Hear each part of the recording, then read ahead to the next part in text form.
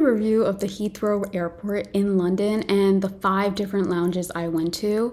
When you go to American Airlines Business Class, you are able to join and go to every single lounge that's part of the American Airlines One World Alliance, which means you get to go to the American Airlines Lounge, the British Airways Lounge, the Cathay Pacific Lounge, the Qantas Lounge. Let's review all of them. I highly recommend going to the Cathay Pacific Airline Lounge if you like Asian food. They had so much. They had wonton soup, they had pho, they had Korean fried chicken. And I will say, ambiance wise, it is one of the nicest lounges. Everything was wood paneled and there was a lot of natural light. It was one of the biggest lounges in the airport that I had visited out of the 5.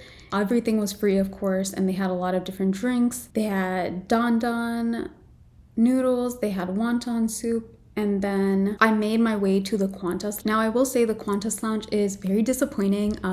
They didn't have any freshly made options. It was a buffet style, and there's no natural light. The coffee was pretty good. I will say it's one of the best coffees I've had in a lounge because they make it straight to order and they have 2 floors. But I will say the ambiance wasn't really there.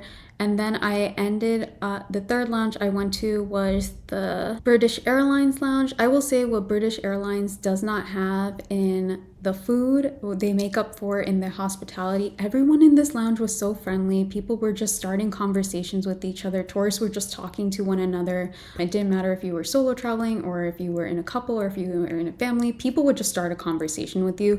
So if you're looking to talk, definitely go to the British Airways Lounge because you will definitely have a conversation.